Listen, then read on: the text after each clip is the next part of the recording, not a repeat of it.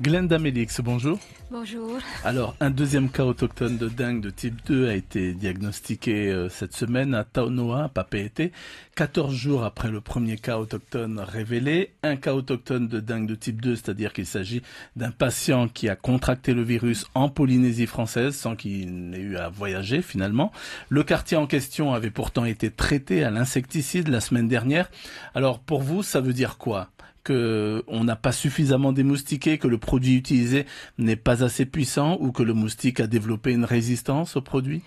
Non, en fait, là, suite à la détection du deuxième cas autochtone de type 2 dans ce quartier-là, donc il faut savoir que ensuite il peut y avoir d'autres cas que nous n'avons pas connaissance, hein, donc c'est pour ça donc on s'est dit que peut-être il y avait d'autres cas dans ce quartier.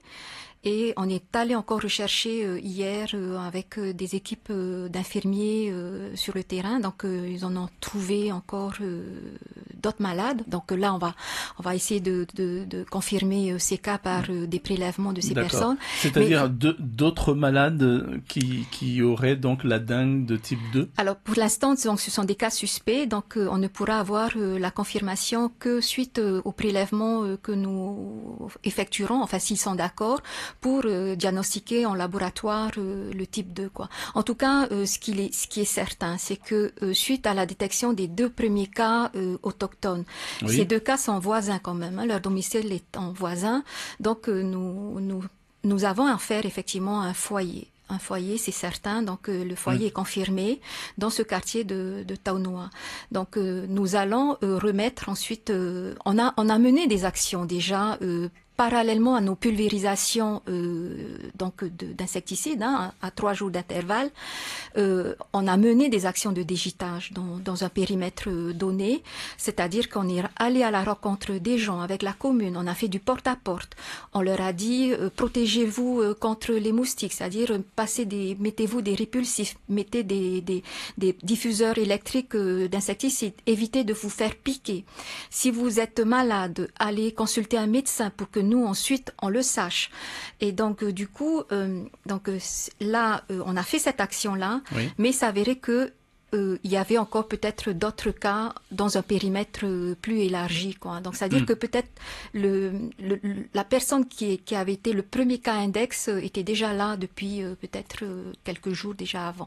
Donc, du coup, là, ce qu'on va faire, c'est qu'on va encore retraiter ce quartier-là. D'accord. Donc, vous allez retourner? Oui, tout à fait. Donc, du coup, aujourd'hui et demain, on va préparer donc nos actions.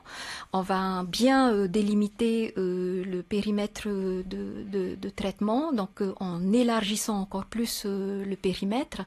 Et donc nos pulvérisations, normalement, la première sera prévue ce vendredi matin à la première. D'accord. Vous pouvez nous rappeler donc le nombre de suspicions que vous avez constatées hier? Alors, donc, le nombre est il y a déjà 7 autres maisons, en plus des 2 cas que nous avons, en plus des 2 cas autochtones. C'est ça. Donc, 7 autres maisons, donc, dans ce périmètre.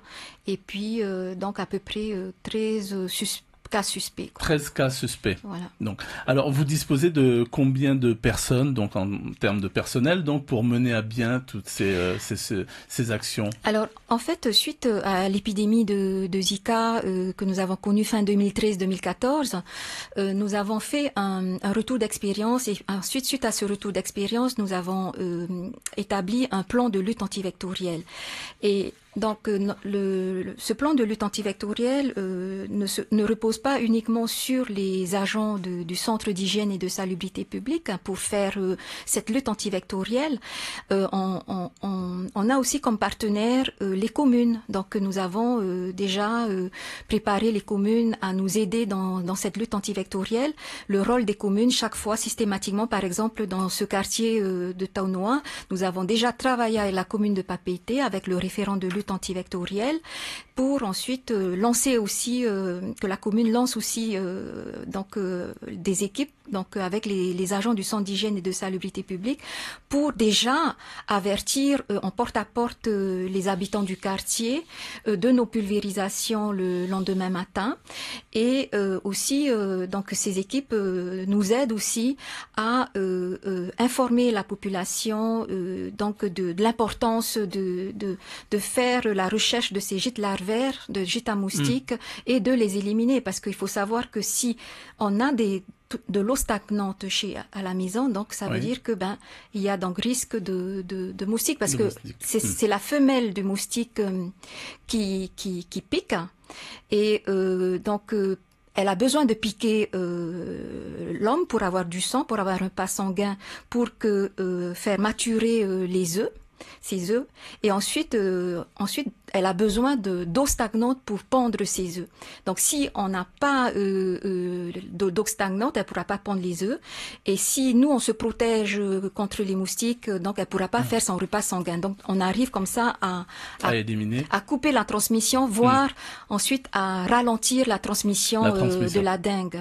Mais avec tout ce que vous observez, avec l'expérience que vous avez, puis donc les événements de ces derniers jours, vous pensez qu'une épidémie est inévitable ici en Polynésie française? Oui, il faut savoir que depuis toute l'année 2017, 2018, on était en attente de cette épidémie de dengue de type 2. Je rappelle donc au public que nous n'avons pas eu cette épidémie de dengue de type 2 depuis 2000. Ça veut dire que tous les enfants nés après 2000 sont à risque. Toutes les personnes arrivées sur le territoire après 2000 sont à risque. Et puis, et effectivement, tous les États de notre région du Pacifique Sud ont eu cette épidémie. La Nouvelle-Calédonie est de nouveau en épidémie de dengue de type 2 depuis le 21 décembre 2018. Ils sont déjà à 1800 cas confirmés, dans un décès depuis entre le 1er janvier 2019 et là en 25 mars 2019. Donc ça va très vite. Et donc là, nous pensons que maintenant, on est à peu près on est même le dernier État de la région à ne pas avoir eu encore cette épidémie de dengue 2, quoi.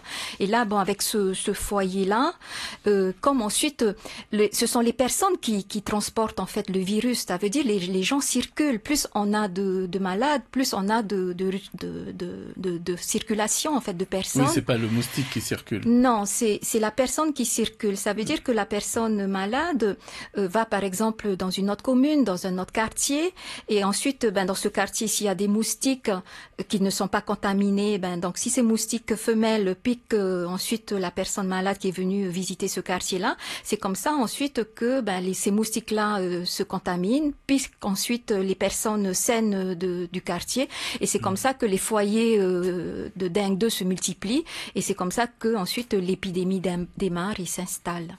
Vous avez des contacts, des échanges avec la Nouvelle-Calédonie? Oui, en fait, c'est le bureau de la veille sanitaire de la direction de la santé, donc qui a des échanges avec la DAS de la Nouvelle-Calédonie. De toute façon, nous on échange tout le temps. Donc, comme nous avons un vol régulier hebdomadaire entre la Nouvelle-Calédonie et Tahiti, systématiquement, quand la Nouvelle-Calédonie est en épidémie, donc après, ensuite nous, on est en épidémie ou vice versa.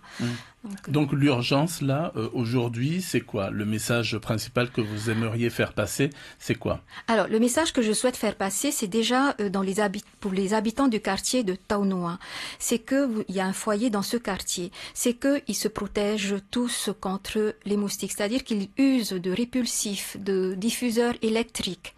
Que quand ils sont malades, donc qu'ils aillent consulter un médecin, parce qu'on a besoin de savoir aussi l'étendue aussi du foyer, et ensuite si c'est possible, qu'ils évitent de circuler à droite à gauche, qu'ils restent chez eux si possible, mais surtout même si ils sont malades, qu'ils se passent aussi du répulsif. Ça veut dire que comme ils sont contaminants, donc ils peuvent retransmettre encore à d'autres moustiques sains, c'est d'éviter donc qu'ils soient piqués, parce qu'après quand ils sont piqués, ça veut dire que ils contaminent encore d'autres personnes, quoi.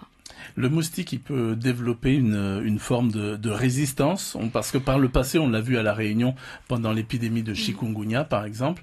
des opérations de démoustication avaient été menées, de fortes opérations, et le moustique, lui, il était toujours là. Oui, alors moi j'aimerais dire au public que quand le centre d'hygiène et de salubrité publique procède à des pulvérisations, c'est vraiment à bon escient. C'est-à-dire que nous ne pulvérisons pas vraiment n'importe comment. C'est-à-dire que à ce moment-là, c'est important de pulvériser. C'est-à-dire que nous avons un foyer et notre objectif c'est d'enrayer la diffusion du virus. Donc ça veut dire c'est d'essayer d'éteindre le foyer. Et on ne peut éteindre le foyer que en tuant les moustiques adultes porteurs de ce virus, parce que nos pulvérisations, c'est vrai, ce sont on pulvérise de la deltamétrine. La deltamétrine, c'est un insecticide qui est donc recommandé par l'OMS pour ces types de traitements, qui est autorisé aussi en Europe, en France, qui est utilisé partout en Outre-mer, chez nos collègues de la Réunion, Martinique, Guadeloupe, etc. Et c'est vrai que quand on pulvérise trop, comme on fait par exemple à la Réunion, nos collègues en Martinique, plus on pulvérise et quand on fait des pulvérisations de masse, voire de confort, parce qu'en Nouvelle-Calédonie, souvent la commune de Nouméa répondait à cette demande de pulvérisation de confort. Plus on pulvérise, plus on développe effectivement une résistance chez les moustiques, parce qu'ils sont habitués à cet insecticide.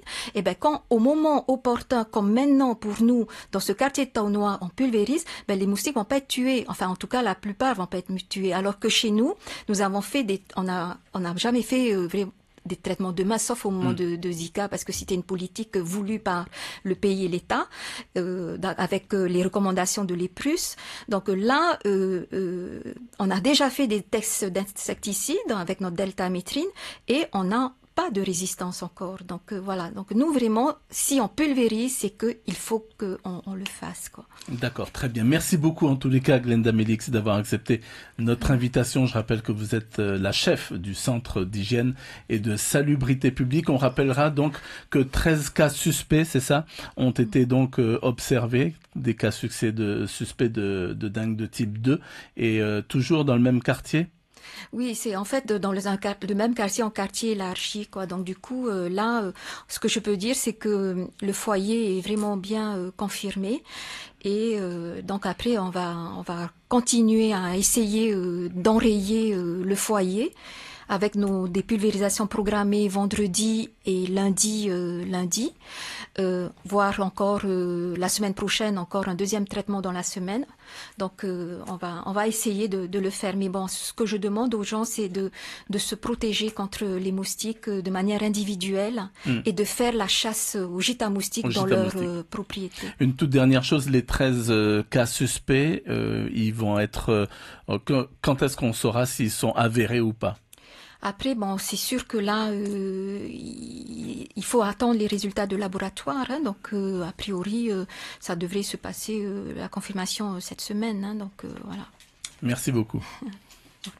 C'était l'invité café, 7h30 du lundi au vendredi.